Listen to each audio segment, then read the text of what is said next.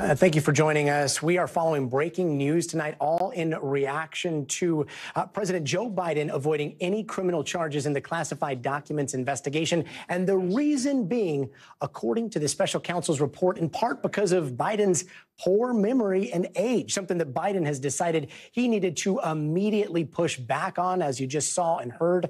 I'm Gadi Schwartz, and this is Stay Tuned Now.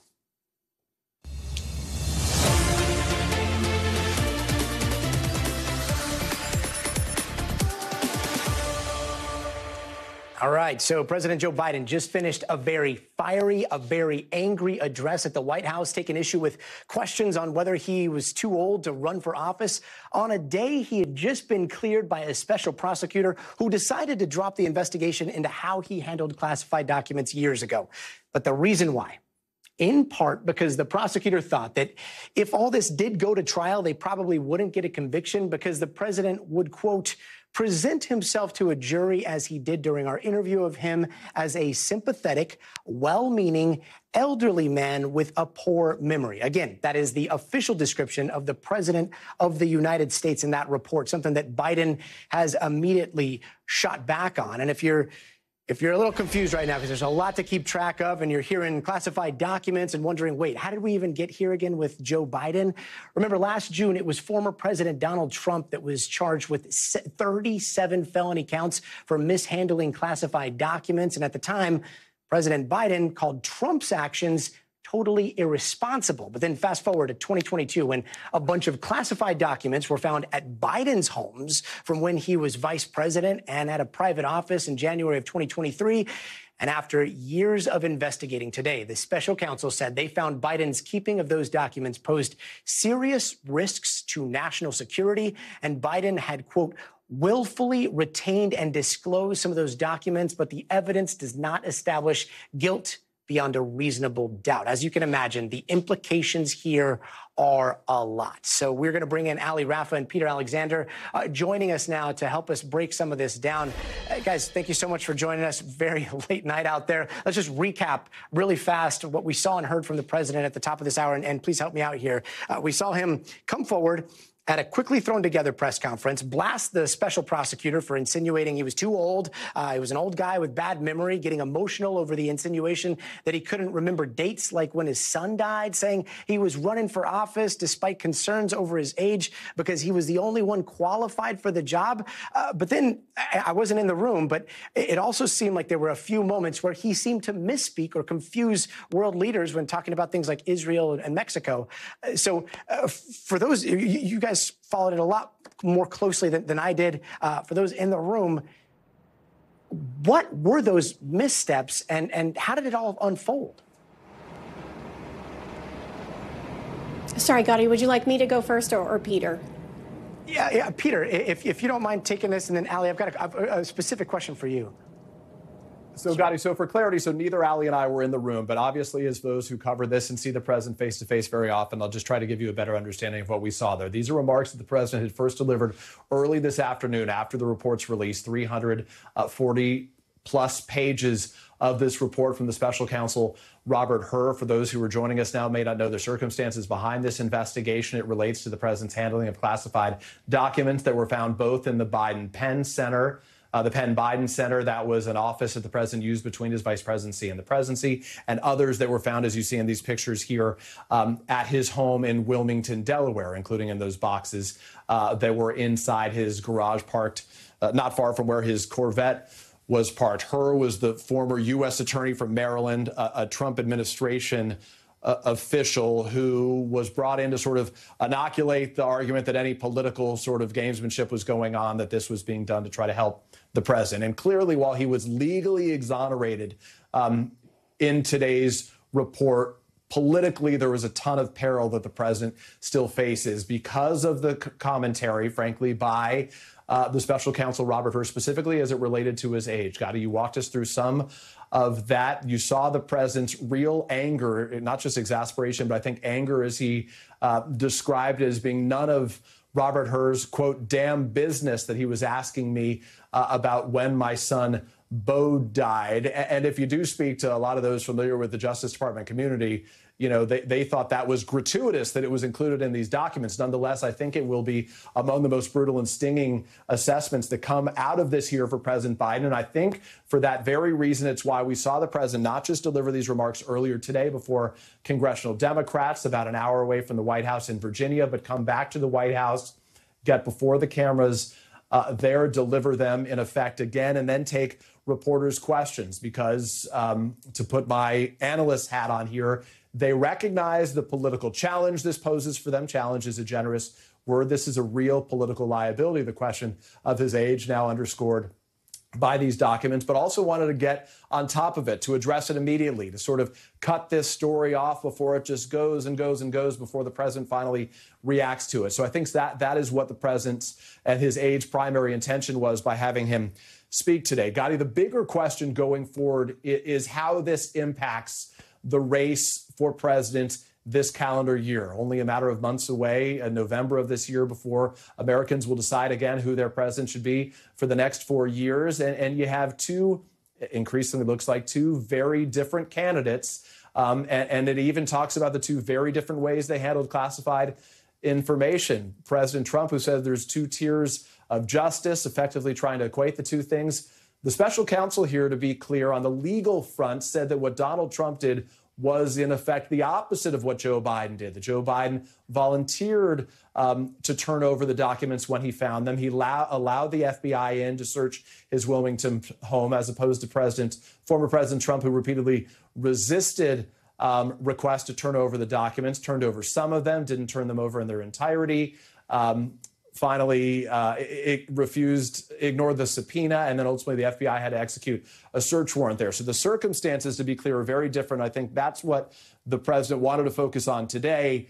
But again, it's the political concern, the political issue as it relates to his age and Americans' concerns about his mental acuity, his fitness to serve, and his age that I think is the issue that is ultimately going to be most concerning, most damaging going forward for the president. You asked specifically about some of the president's comments where he appeared to say, where he said he was referring to the president of Mexico when he meant to be referring to the president of Egypt. This president is not alone. They didn't call Joe Biden famous for his gaffes because he didn't make mistakes before, but obviously now they get heightened scrutiny given his age. 81 years old, would be 82 years old by the end of this calendar year. Donald Trump doesn't get near the scrutiny the White House believes he should for his own comments. You'll remember just a matter of weeks ago, he was criticizing Nikki Haley, blaming her for mishandling the riot at the Capitol on January 6th. Obviously, it wasn't Nikki Haley, it was Nancy Pelosi. So there are plenty of these gaffes to go around, but obviously in how they help support the narrative that is widely viewed or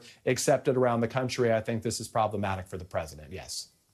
Yeah, Peter, I can't remember a press conference where I didn't hear gaffes, and yet this one in particular, the big picture here seems to be that he called this press conference, I imagine, to try to prove to the country, send this message that he is sharp, he is capable, he can lead the country. And yet, for me, the big question, and again, it's a shame because this is a 400-page document where we should be delving into the minutia and discussing the intricacies of the legalities. But the question is the message that he was trying to send received, or did the opposite message go out? Allie, what do you think? Well, to be fair, I don't think we need to dive into the minutia of the legalities. It's been pretty clear. Robert Hur himself said that there were no criminal charges that were warranted here. That's very different than as it relates to former President Trump. So the legal issue is, as the president said, case closed. The book is closed on those. It is very much the issue of the president's age that's politically damaging. I would suggest that the president didn't go out there in these remarks today to try to put Americans at ease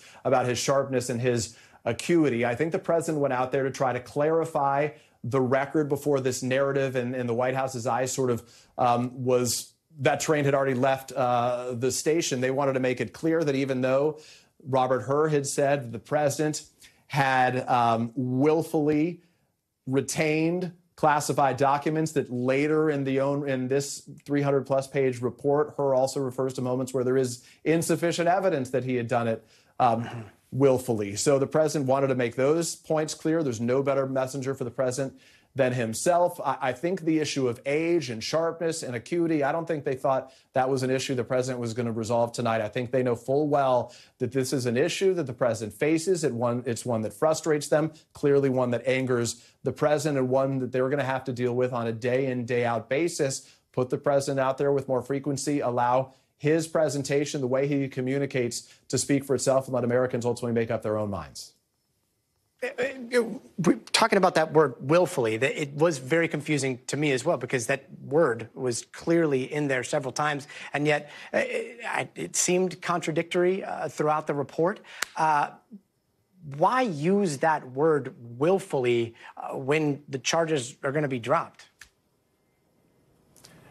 Well, they use that word for a variety of reasons. They use that word because, based on sufficient evidence, obviously Robert Hur disagreed with the president's argument that it was exclusively done by his aides, that he had no knowledge of this. To be specific in answering your question, they refer to a conversation the president had, I believe, with his ghostwriter, who was writing a book back in 2017, where the president basically said, "I found those classified papers." The president, in his remarks tonight, Gadi, said they were not classified papers.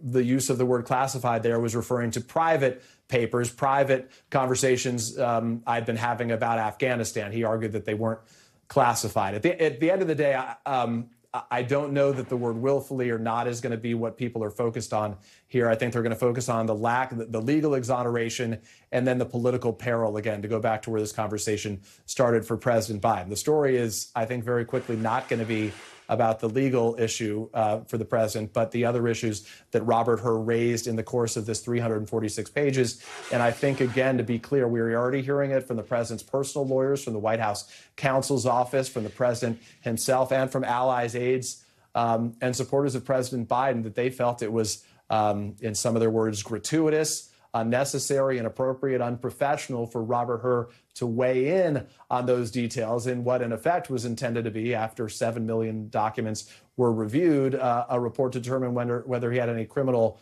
exposure here, whether he had committed a crime. But Hur did, and that's what Americans are going to hear, and I think that's what the president himself is going to have to try to combat going forward. When it comes to the differences between the ongoing Trump case and the case that we just saw, Ali, what are those main differences? Yeah, Gadi. Well, the president making a point to note that those differences were explicitly mentioned in this report by special counsel Hur, and they are differences that we have repeatedly seen brought up by the president when the case against his predecessor comes up in conversation. And those are that simply that the president's personal attorneys, when they discovered these documents at his home at the Penn Biden Center in Washington, D.C., they took it upon themselves to contact the government, to contact the National Archives, to have these documents retrieved, because, as the president mentioned in those remarks, he was not aware that those classified documents were in his possession, in that personal office, and in his home. They also point to the fact that the president, the former president, has tried to restrict the government from taking those classified documents that were found in his Mar-a-Lago home. One of the charges, among the others that he is charged with, is attempting to obstruct justice, attempting to destroy some of those documents. And so the president, drawing a very clear distinction, as was set in this special report by special counsel Hur, the differences between these two cases, making it very clear that they should not be compared to each other, and again reiterating what the differences in these cases are, and the differences in how the president and his predecessor, for their parts, handled the discoveries of these classified documents. And have we heard from the Trump campaign? The Trump campaign and the former president himself have been pretty active on social media, as well as putting out campaign statements throughout the night. There are several, but what we can say is that we can already see that the former president is seizing on the language in this report, trying to weaponize what was said about the president's lapses in memory, his fitness for office, his mental fitness. And that is something that, Gadi, we can be sure is going to continue up until November. Of course, there's 270 days left until the election. Certainly the Biden campaign hoping that voters' attention span can be short enough and enough can happen between now and then to give them an opportunity to be able to recover from this. But certainly the former president is not going to lose this opportunity, this basically a gift to the former president and his campaign to seize on this and use it to his advantage, Gadi. And Peter, I'm wondering, do you think that this may be the beginning of a lot more impromptu press conferences that we see from President Biden firing back at some of the things some of the headlines that are out there? Or do you think that what we saw tonight may just be a one-off given the way it went?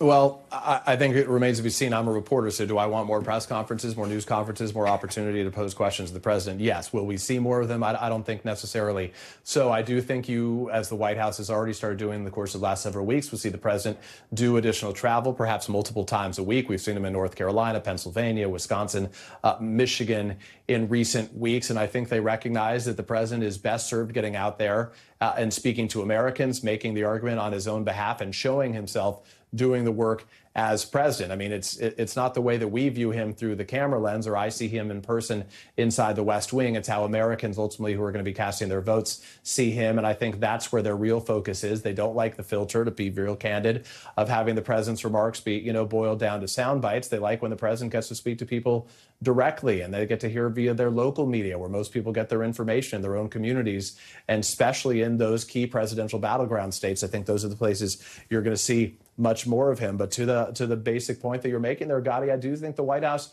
recognizes that, given the issue of age and given how this underscores those questions, that President Biden does need to continue to be, or more urgently need to be out there, needs to be engaging, needs to be delivering remarks, and needs to be showing himself to the Americans for whom this is. The issue of age is a key issue. The Super Bowl obviously had a tradition of having an interview with the president of the United States. Joe Biden's not going to be participating in that this Sunday. A lot of sports fans may be happy. They don't want football and politics mixing. They want to enjoy some guacamole and chips while they watch their game. But it is, in the eyes of a lot of presidents, a real good opportunity to talk to a lot of Americans right now, an opportunity that this White House is going to pass up on.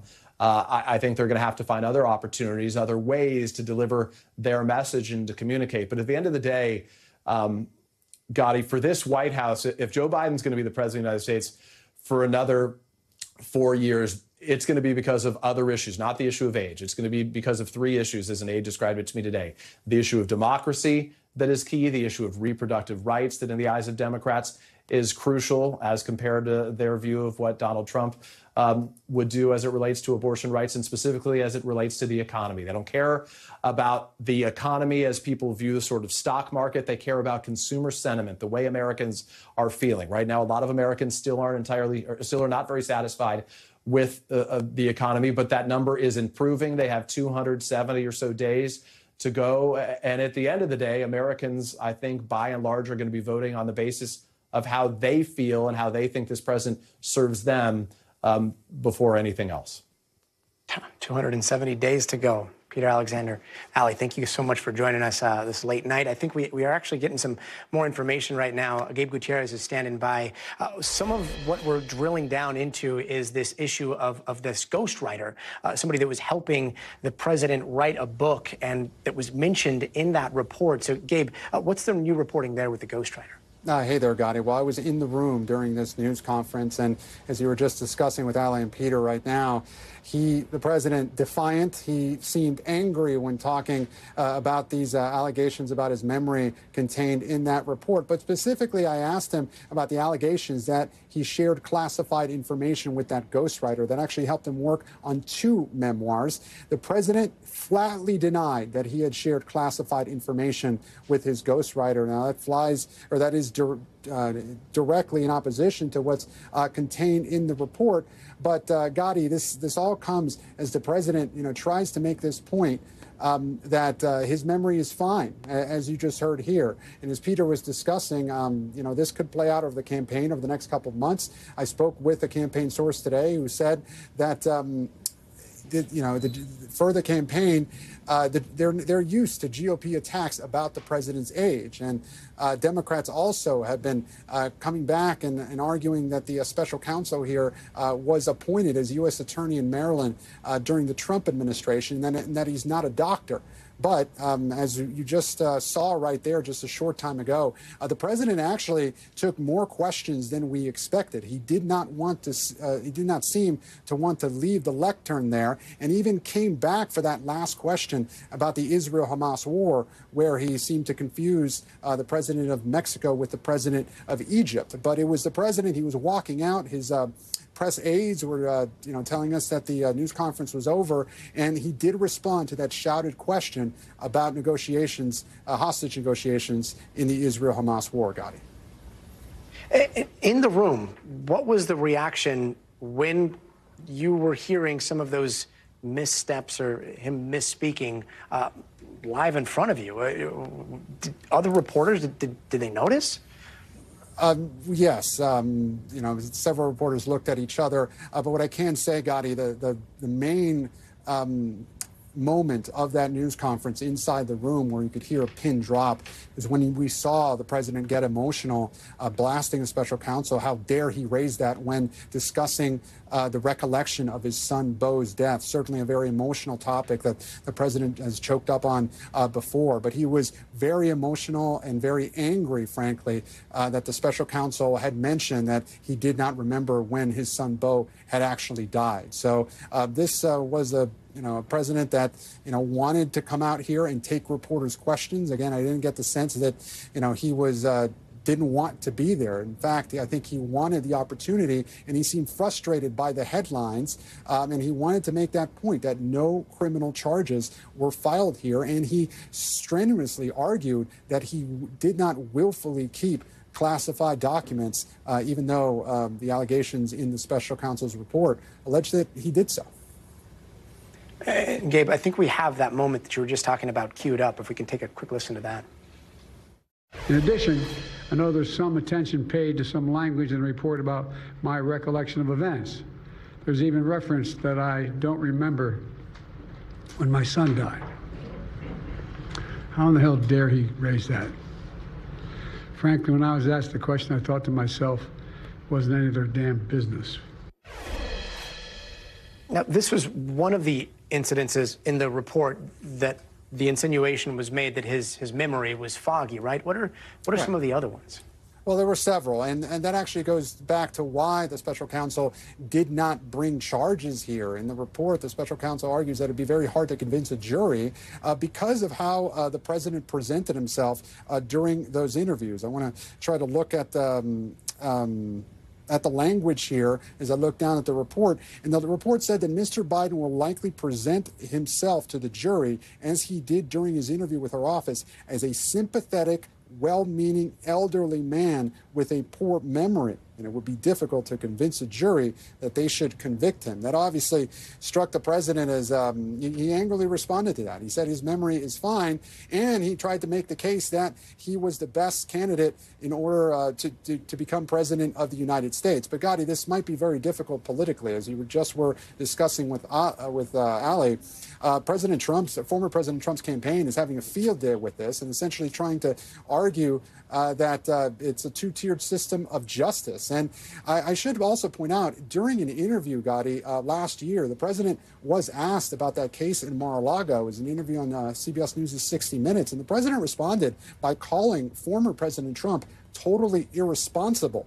And so that interview could come back to haunt the former president again politically. There are no criminal charges here at this point, but we expect the Trump campaign and also Republicans to really drill down on this report as this campaign season moves forward, Gadi. And Gabe, some important context here. The special prosecutor met with him after we saw what was happening in Israel, right? Can you tell us, yes, that's take right. us through that timeline a little bit? And look, and actually the president referred to that in his remarks. He said it was shortly after the Israel-Hamas war broke out, and he was actually dealing with that international crisis. And then in his words, that he sat for a 5-hour interview over 2 days because the president says it was very important for him to be transparent and to give the special counsel everything that he needed. So the president made it a point to remind Americans about that. But still, while there were no criminal charges here, it was a scathing report, as you've been discussing, about those allegations, specifically about his memory. Again, the president feeling, obviously, that he needed to come out tonight and refute some of those allegations. He had actually spoken several hours before when he was addressing House Democrats. So, as you were discussing with Peter, highly unusual for the president to announce a last-minute news conference like this. We got the information just a few minutes before we were to head to the room where he held that news conference, and he's looking right there. That is the timeline of how this classified documents case unfolded. The first discovery was actually on November 2nd of 2022. And interestingly, Gadi, it was after the midterm elections, well after them, that this actually came to light. Didn't come to light until January, after a second set of classified documents had been found in his Delaware home. And for the first time today, we got to see some of those pictures of those documents inside the Delaware home. You see it right there, classified documents in a garage near President Biden's Corvette. And certainly the president will face a lot of questions about why he felt that it was okay for them to be there. Now, again, the president strongly denies that anything improper, there was anything improper about this. And also, we also heard from the president's personal attorney earlier today, and he was arguing that it was inappropriate for the special counsel, Robert Hur, to make those accusations about the president's memory. The president's attorney says that this was investigative excess, is how he put it, and certainly Democrats are referring to that. They're saying that basically some of the allegations contained in that report, given that there were no criminal charges filed, essentially amounted to cheap shots, Scotty. Cheap shots. I'm so glad you bring that up. And bear with me here, but looking at this almost existentially, right? This is a special prosecutor appointed, I understand, to that special, he was a Trump appointee, and he's working on the behalf of the DOJ. This is all supposed to be above board, doing an investigation the way that we're supposed to see, impartial, and yet the politics that is coming out of all of this case, of all the classified documents cases, are resulting in, as you said, people saying cheap shots are being thrown. So the question is, what do you think this does to the trust in the judicial system? And we don't have very much time. And that's a very good question, Gadi. I should point out, though, that the special counsel here was appointed as U.S. attorney during the Trump administration, but it was Attorney General Merrick Garland in the Biden administration who actually appointed him as special counsel. But you are right. This will play out over the coming months, and it brings a lot of questions about whether the judicial system is, as former President Trump calls it, a two-tiered system of justice. We expect Republicans to really hammer that over the next coming months. Gadi. And on that big picture, we'll take a quick break. Gabe, thanks so much for being with us.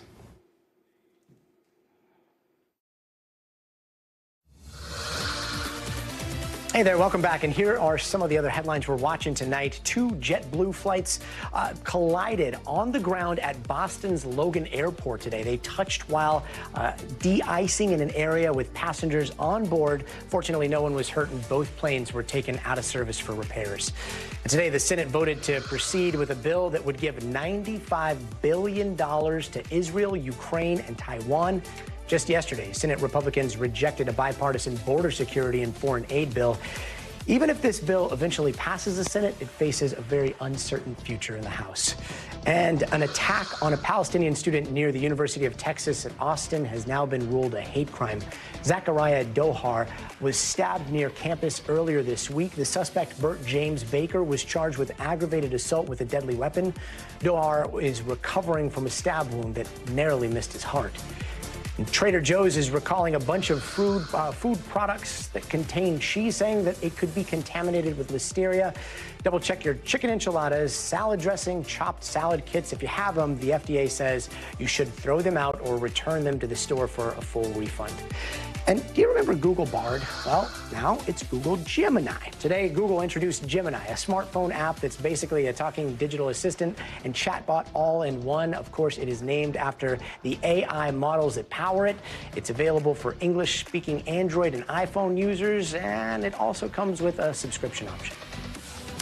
And turning now to Nevada, where Republicans are having their caucuses, and front-runner Donald Trump is looking to pick up 26 delegates there. Right now, he is running virtually unopposed with his biggest competitor, Nikki Haley, not even on the ballot. That's because instead of going the good old-fashioned, have a bunch of people argue and plead and try to convince other voters face-to-face the caucus route, she opted to run in Tuesday's state-run primary election, but then had an embarrassing loss after more people chose to vote for none of these candidates than for her. Now, on his way to Las Vegas, here's what Trump had to say. I don't know why she continues, but let her continue. We have a big one coming up, as you know, in South Carolina. And the polls are indicating that we're through the roof on that one. We're leading by, I guess, 35%, 35 points. So I don't know. I think she hurts herself, but I think she hurts the party and, in a way, hurts the country. And in Nevada, she lost to no name. She had a no name, and she lost by, I guess, 40 points. NBC News correspondent Vaughn Hilliard is at a Trump event in Las Vegas. He joins us now. Vaughn, the caucusing isn't even done out there yet, but from what you've seen, how do you think that's going down tonight? Are we going to see a lot of people arguing for and against Trump, or is this pretty across the board here? First, good to see you, Gadi. And second of all, this is probably not like a normal caucus experience here, because Donald Trump is really the only main contender in all of this. Nikki Haley is not a participant in this caucus. And so we expect here, regardless of how many people in Nevada actually show up to take part in the caucus, for Donald Trump to walk away with all 26 of their delegates. Now, it's important context. You know, this is the third state to make their say in this Republican nomination: Iowa, New Hampshire, now Nevada. Donald Trump is dominating so far, and because of Nikki Haley's choice to take part in that primary, where no delegates actually came from, and even with the fact that she lost to none of the above, this is really an uphill battle for her because of the results not only on Tuesday night, but with also the reality she's leaving Nevada with no delegates. Vaughn, I remember being in Nevada in 2020 and watching part of the whole caucus process where I think it was literally decided by a high card, like a deck of cards. They pulled out a high card because there was a tie. Right. I know there was all kinds of drama in 2021 on whether they should even caucus or be a primary state. Now they seem to be both. I got to ask, on the ground there in Nevada, do you think that this is going to affect turnout at all in November? It's a really good question. You know, 4 years ago, when you were at that caucus, it was the Democratic caucus, because they were picking who was going to take on Donald Trump, who was the incumbent. And for Democrats, they used it as really a rallying cry and a way to get more Democrats involved in the system ahead of the November general election. This go around, the Republicans, they don't have that quite same opportunity because Donald Trump is the clear far and away favorite. And that's why, in a lot of ways, this is such an unusual election here in 2024, unlike primaries past. At this point in time, though Nikki Haley has not dropped out, Donald Trump appears to be well on his way. When you look at polling in South Carolina on February 24th, Michigan is next, and then there's a bunch of states, more than a dozen of them, that are going to vote on March 5th, winning handily in the polls. And so that's what makes 2024 so different. We spent the last hour talking about Joe Biden, who is clearly going to be the Democratic nominee, and Donald Trump, even though he technically wasn't an incumbent, the voters in the Republican Party have treated him like one. And so you haven't seen that sort of mass chaos at a caucus, like here in Nevada, for instance. And you could very well see Nikki Haley drop out in the coming weeks. And most of the states, before you even have the chance to get a say, really have only one option: Donald Trump. That sort of speaks to 2024 and the repeat of what we're going to likely have from the November 2020 election in Donald Trump and Joe Biden, Gadi. And Vaughn, I know just an hour ago we heard from President Joe Biden. I imagine backstage there, Donald Trump was probably watching the same thing. Do you think we're going to hear a lot about that tonight? He was actually on his way from Mar-a-Lago in Florida here to Nevada, and we know that he is now here on the ground in Las Vegas. And I would imagine that, like most of the country, he was watching that press conference unfold. Donald Trump has, of course, made Joe Biden's mental acuity a very key part of his campaign platform. At his rallies across the country, he suggests that Joe Biden is no longer competent and is incompetent. Of course, I'll leave that to others to make that determination. But, you know, when you're talking about Joe Biden and Donald Trump, I think it's also important to note that Donald Trump said a lot of these same things, Gadi, in 2020, calling him basement Joe Biden, that he was running away, that he was losing it. And who won that election? Joe Biden beat Donald Trump when it sustained a lot of those same attacks from Donald Trump 3.5 years ago. And so, you know, these are going to be the difficult dynamics that were at play here. And we should be clear that Donald Trump has also faced his own questions about his own memory and own mental acuity. He has messed up names in the past, confusing Nikki Haley for Nancy Pelosi, and sometimes going off on tangents that are not what he was actually talking about up on stage. And so I think this is going to be ultimately the American electorate that makes the determination of who they want to be the president of the United States in 2025. And of course, there are difficult conversations that are going to stem from that, Gadi. Vaughn Hilliard, thanks so much. And stay away from those penny slots. I know you like those. Meanwhile, the U.S. Supreme Court is trying to decide whether former President Donald Trump can be kicked off the ballot in Colorado. Now, today, the court started to hear oral arguments from Trump's challenge to a Colorado Supreme Court ruling that disqualified him from running for president again in that state because of what happened on January 6th. Now, all of it centers around this Civil War era provision of the Constitution that keeps insurrectionists from holding office. But right now, a lot of the questions being asked at the Supreme Court seem to be swaying Trump's way. And it's looking more and more like he will be allowed to stay on the Colorado ballot. I think it was well received. I hope it was well received. You have millions of people that are out there wanting to vote, and they happen to want to vote for me or the Republican Party, or whatever you want to, however you want to phrase it. But I'm the one running. And we're joined right now by NBC News Washington correspondent Yamiche Alcindor. Yamiche, thanks so much for joining us. It seems like a lot of questions of what words like insurrection mean. What can we take away from the questions we've heard so far? Well, this was, of course, a historic day at the Supreme Court. But as you said, justices who are considered liberal and those who are considered conservative were all asking a big question, which is how can Colorado justify taking former President Trump off the Republican primary ballot as just one state? Take a listen to those justices. I guess my question is why the framers would have designed a system that could result in interim disuniformity in this way, where we have elections pending and different states suddenly saying you're eligible, you're not. It'll come down to just a handful of states that are going to decide the presidential election. That's a pretty daunting consequence. Look right at Section 5 of the 14th Amendment, as the Chief Justice said, and that tells you Congress has the primary role here.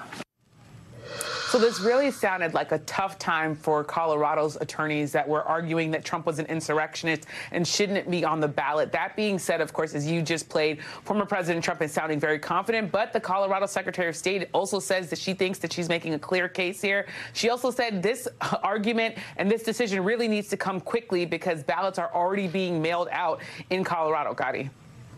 If the Supreme Court is already starting to lean no here, and this becomes a massive win for Trump, what are we going to start hearing in the campaign? Well, it's a key question. What we are hearing, of course, from former President Trump already is that this is really all part of a liberal conspiracy theory to get him not to be able to run. He's saying that these are all connected and conflating all of the different legal challenges that he has. Of course, he has a number of felony charges that he's facing. So if he wins this case, you can see that he's going to say, well, look, here's an example of how I was being unfairly targeted. That being said, it's anyone's guess what the actual decision is going to be, even though it does sound like the court is leaning toward a Trump win in this case. Gadi? And it's not just Colorado here, right? Maine also disqualified Trump from their ballot. The same thing, I think, is pending in a bunch of other states. We had a map a little earlier showing all those states. If the Supreme Court rules no here, what happens in those states?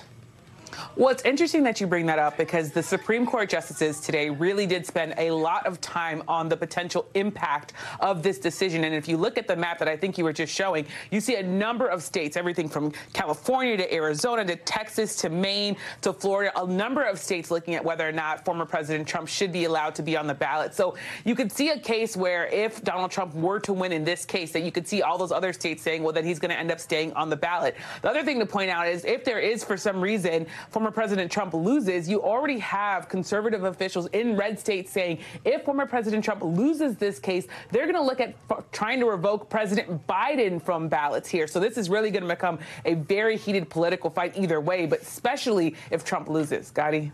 Messy election. Yamiche, thanks so much. Thanks. And coming up, a former Fox News host Tucker Carlson just sat down with Russia's Vladimir Putin. We've got those details. But first, you gotta see this. Police got this 911 call this morning for a loose kangaroo in Tampa, Florida. That kangaroo was in an apartment complex pool area. The Hillsborough County Sheriff's Agriculture Unit hopped into action. They reunited that kangaroo with its owner, who did have all the paperwork you need if you want to own a kangaroo, just in case you were wondering. The agency didn't say how the kangaroo got loose. Looks like he just wanted to go for a morning swim. We'll be right back.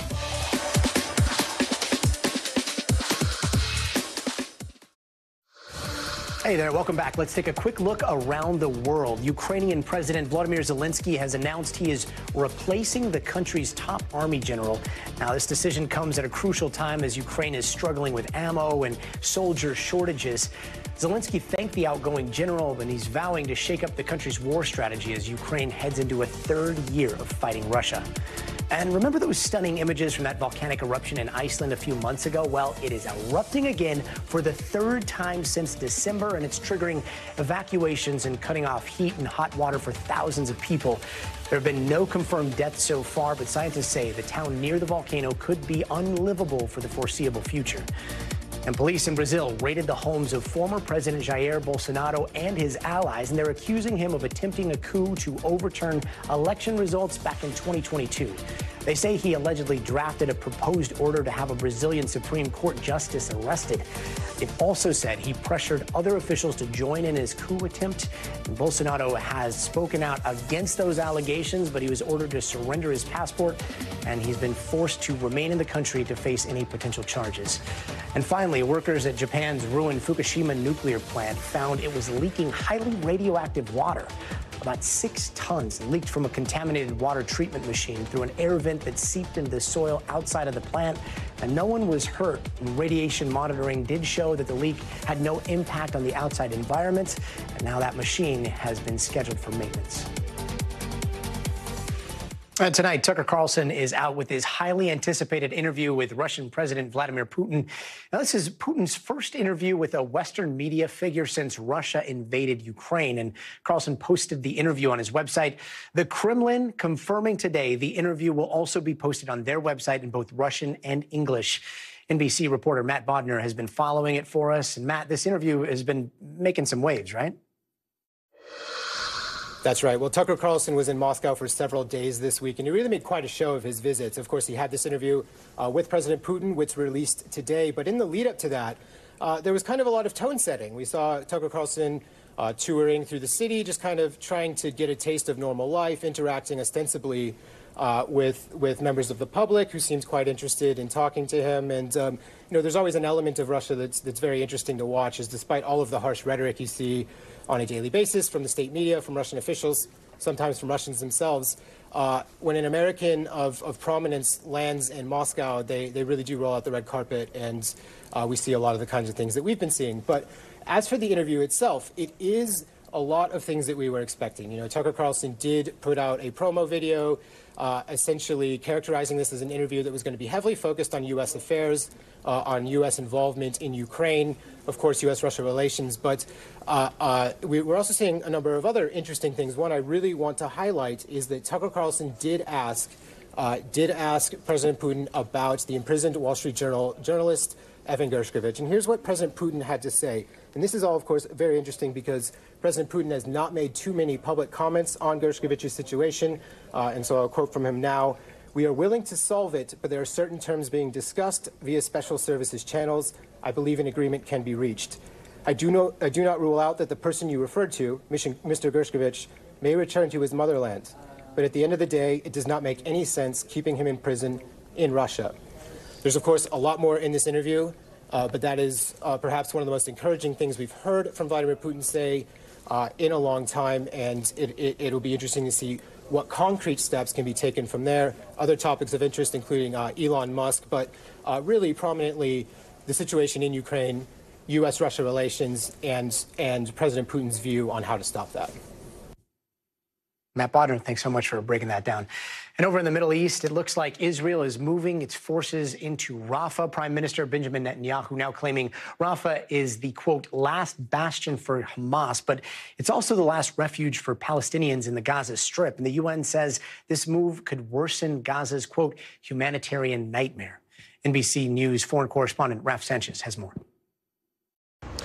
Fighting is raging right now in the city of Han Yunis in southern Gaza, but the Israeli government is threatening to mount a new assault, this time in the city of Rafah. That is the southernmost edge of the Gaza Strip.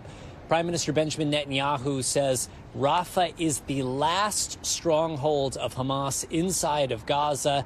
He says many of Hamas's surviving fighters are hiding in the city, but there are also more than 1 million Palestinian civilians sheltering in Rafah right now. That's more than half the population of the entire Gaza Strip. Many of these are people who were displaced from their homes in the north by Israeli strikes.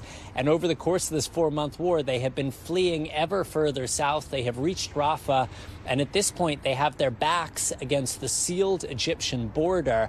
Humanitarian groups, including the United Nations, are warning of the potential for very, very large-scale civilian casualties if Israeli forces do move into Rafah, because there is literally nowhere for these people to run at this point. This is a city of 300,000 people in peacetime. It is now 1.3 million people. Our team in Gaza saw a family sleeping in a chicken coop because there is just not enough housing to go around. I was in Gaza over the weekend, and we pressed a senior Israeli general. How is it possible that your forces can go into Rafah without killing a lot of civilians in the process? He acknowledged there would be civilians killed in the crossfire, but he blamed Hamas, saying Hamas is hiding deliberately among the civilian population. The Israeli military says it will create pathways for civilians to get out of the way of the fighting. But as we said, with the Egyptian border right there, it is not clear where these civilians will be able to run to. Back to you. Raf Sanchez, thanks so much.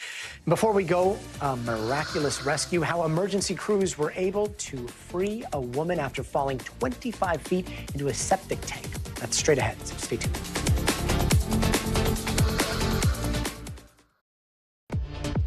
Hey there, welcome back. And here's some of the stories that we're following out here in the West. That crazy storm that has been parked over Southern California has finally cleared after one final punch yesterday. And looking at the final numbers, it was even worse than we thought it would be. The storm was full of back-to-back atmospheric rivers that broke the rainfall record books, marking the third wettest two-day total on record for downtown Los Angeles. Downtown got soaked by more than 8 inches of rain. That is more than half it normally gets per year. But Bel Air, they were hit with more than a foot of rain. Same with Topanga Canyon, Woodland Hills, crews responding to something like 475 mudslides across LA. Even though most of the rain has passed, authorities are still warning Southern Californians to watch out for mudslides until everything dries up. And speaking of Southern Californians staying safe post-storm, a woman in Fontana had to be rescued by firefighters today after falling into a 25-foot sinkhole in her front yard. Those images are incredible. According to police, the woman fell into what they think was an old septic tank that could have deteriorated from the recent storm. She was immediately taken to the hospital. And in Utah, a snowboarder got into a tussle with a mountain lion and ended up in the fight of his life. A guy named Charlie Duffy says he was hiking off a beaten path, looked over his shoulder and saw a mountain lion coming at him. Duffy swung at it with his snowboard, but the mountain lion still grazed his neck and ripped his jacket. Duffy was eventually able to run away. And tonight in our Best of Us series during Black History Month, we want to shout out one group in Brooklyn who are working to make lives better for those who have had a rough time growing up. And they're doing that by giving them some professional skills in the kitchen. Yes, chef, watch those corners because our Maya Eaglin is about to show us her trip to Bed Stewie and show us what's on their menu. Everybody know when the Drive Change Fellows is cooking, it's about to be the best thing in the building. Class is in session in Bed-Stuy, Brooklyn, where Dupree Wilson is busy helping prep lunch for the day. It's looking like you need more tomatoes? Alrighty. I'm the culinary assistant, so I help the culinary manager with instruction over the fellows. We won't need a rag unless you're immune to heat. The chefs and students here in this kitchen all have one thing in common. They've all been impacted by the criminal justice system. I always say I got bad blood, like my pops went to prison, his pops went to prison, I've been to prison. It's a cycle. A cycle the nonprofit Drive Change is trying to break one meal at a time by offering a 4-month paid fellowship for formerly incarcerated young people and giving them the tools to succeed in the hospitality industry. We believe that food is a right and everyone should have the ability to have access to great food. So culinary is a way that we can reel folks in through their bellies, but also through their soul. Fellows learn the basics like knife skills. Excellent cut, chef. But walk away with a lot more. I feel like I became more like emotionally mature, more like able to like regulate my emotions. How the way I react to certain situations. I'm more likely to remove myself from certain stuff. I think the ancestors is telling me I had some more seasoning, ain't they? So too. A lot of times people are being incarcerated because of lack of something, lack of access to employment or food. Maybe the education system is broken, variety of different things. And so we need to tackle the systemic issue. In many states, up to 80% of incarcerated youth cycle back into the system within 3 years of release, with Black people being overrepresented in U.S. jails and prison populations. I knew my pops went to prison, and because I knew the experience he had, and I knew like what was expected for me, it wasn't really hard for me to like do the same thing that he did. With my son, I don't want him to have that experience. My motivation for everything I do is to make sure like my son grow up better than I did. Do you think there are some misconceptions placed on you and other fellows in the program? There are always going to be misconceptions because people just think like we all like violent murderers and killers who don't have no self-control, which is not true. When you see them walk through the door, it's not their cell number or their whatever prison number, right? That's an individual there. And it's really important that people understand that there are human beings behind this. That's good. That's how I want it. Kalila says you're a role model for a lot of the fellows here. How does it make you feel knowing that you're a great example for them? It's overwhelming. It's like, it's knowing that people look up to you and they look at you as a success story. Anybody here can attain the same thing as long as you're willing to like put your mind to it and work hard for it. I'm not nobody special. Like, all I did was the work. So throughout the year, Drive Change actually also hosts food drives to provide the community with fresh meals. And then after the fellows finish the 4-month program, there's a group of hospitality partners that help members identify job opportunities in hotels, catering, and hospitality. Maya, incredible story. Thanks for making us so hungry. Thanks so much. And that does it for us tonight. I'm Gadi Schwartz. We'll see you here tomorrow. But until then, stay tuned now.